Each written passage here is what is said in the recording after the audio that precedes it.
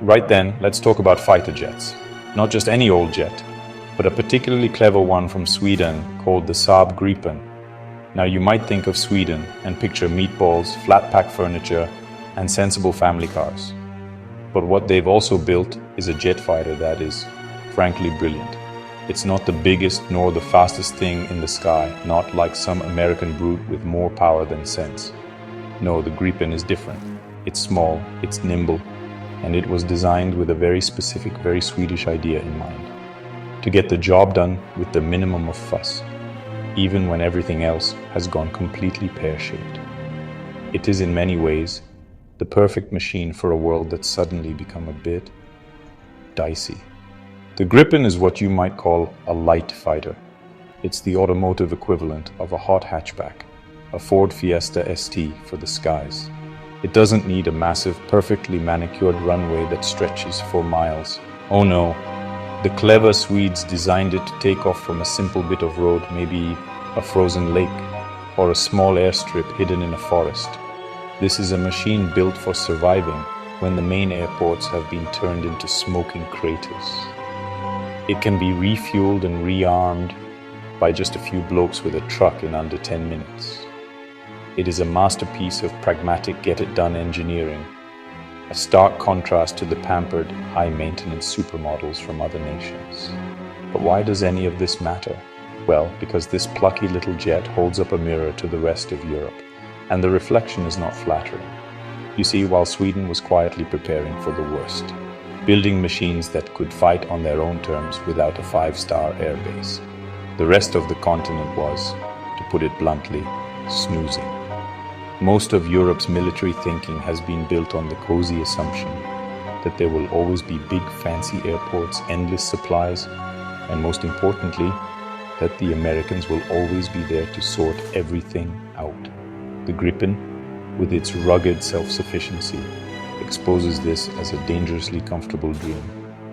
This isn't just about one aeroplane, of course. The Gripen is a symbol. It represents a way of thinking that Europe has largely forgotten, how to be genuinely independent and resilient. It asks a very awkward question. What happens when your perfectly paved runway gets a missile-shaped hole in it? What happens when the supply trucks can't get through? What happens when you need to fight a war from your own back garden, not from some distant, well-stocked base? The Gripen has the answer, but it seems that for decades, most of Europe wasn't even listening to the question, and that is a truly terrifying thought. Now let's look at the soldiers, the men and women who are supposed to stand between us and a rather unpleasant chap from the East. On paper, Europe looks formidable. You add up all the armies and you get a headline figure of about 1.5 million active troops. Sounds impressive, doesn't it? You'd think with a number like that, Europe could fend for itself quite nicely. But here's the problem, and it's a big one. Having soldiers on a spreadsheet is not the same as having soldiers you can actually send into a fight. A huge chunk of these troops are simply not deployable. They lack the training, the equipment, or the central command to be moved quickly to where they're needed. The reality is a mess of different armies, with different kit who don't really talk to each other properly. It's like trying to build a supercar, using parts from a Lada, a Peugeot, and a lawnmower. It just doesn't work. While Russia had around 700,000 troops fighting in Ukraine at the end of 2024, a single unified force, Europe's supposed strength, is a fractured illusion. NATO has plans, of course. They talk about moving 300,000 troops to the eastern flank in 30 days. But these are just plans, lines on a map drawn up in a comfortable office in Brussels. The logistics required to actually do that are mind-boggling, and a headache Europe hasn't prepared for. And then there's the recruitment crisis, which is frankly a catastrophe. Young people today, it seems, would rather be influencers than infantry. Germany, the economic engine of Europe, is a perfect example. Their army stood at just 181,174 soldiers at the end of last year, miles short of their target. Worse still, over a quarter of new recruits in 2023 quit during their trial period. Why? Because of boredom, terrible equipment, and living conditions that would make a student flat look like the Ritz. It's not just Germany. Belgium is so desperate it's sending letters to 120,000 teenagers hoping just 500 will volunteer. It's utterly pathetic. So you have an army that isn't really an army, and you can't even persuade people to join the one you've got. This isn't a small problem, it's a gaping wound in Europe's ability to defend itself.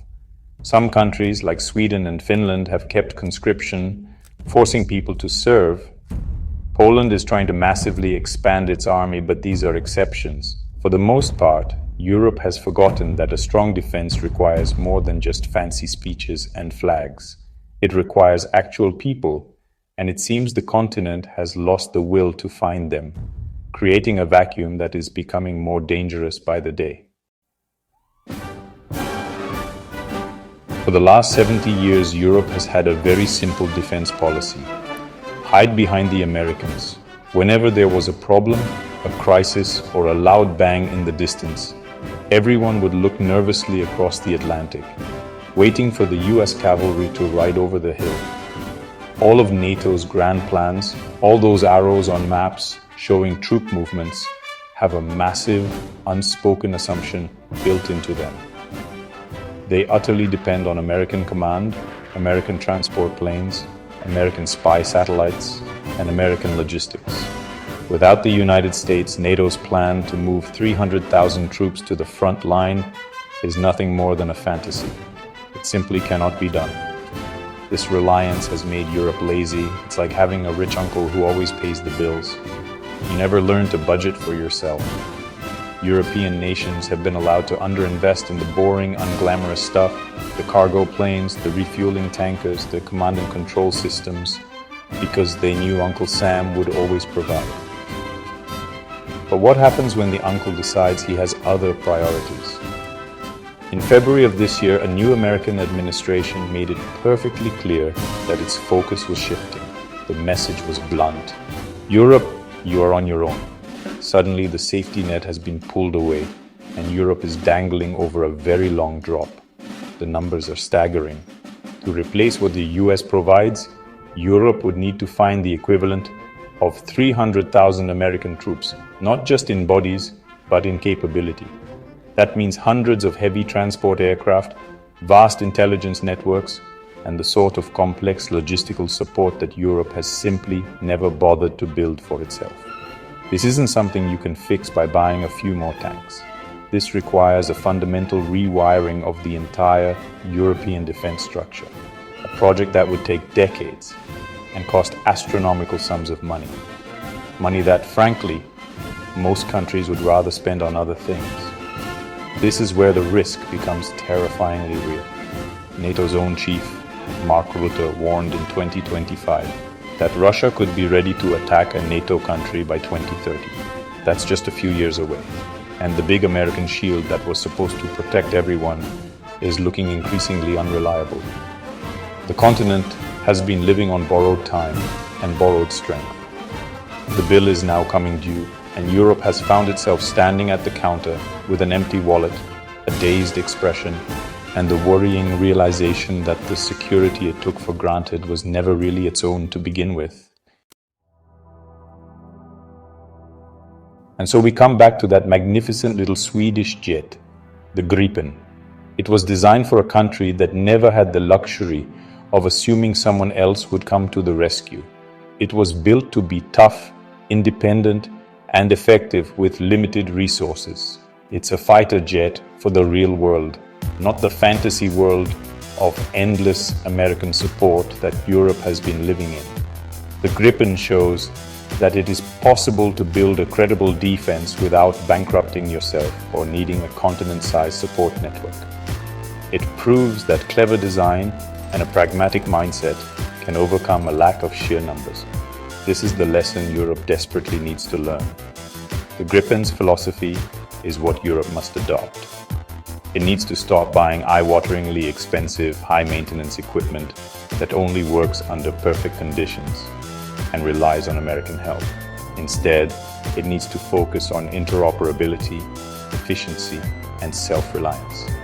It needs systems that can be operated and maintained by Europeans on European soil without a call to the Pentagon. It needs to embrace the Gripen mindset. Be smart, be agile, and be prepared to fight with what you have, not what you wish you had. The continent needs more Gripens, not just in the air, but in its entire military thinking. This means hard choices.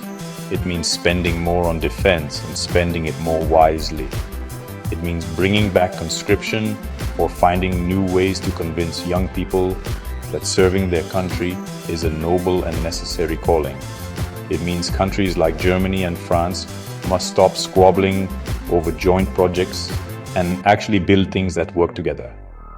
It means creating a genuine European command structure that isn't just a placeholder for the Americans. It requires a level of political will and unity that Europe has rarely shown. The time for dithering and debate is over. Ultimately, the future of European security will not be decided in Washington. It will be decided in Berlin, Paris, Warsaw, and Rome. Europe has the money, the technology, and the people to build a formidable defense. What it has lacked is the urgency and the political courage. The Gripen is more than just a fighter jet. It is a wake-up call, a klaxon blaring in the ears of a sleeping giant. It is a reminder that independence is not given, it is earned, and Europe must now decide if it is finally ready to earn it. The clock is ticking.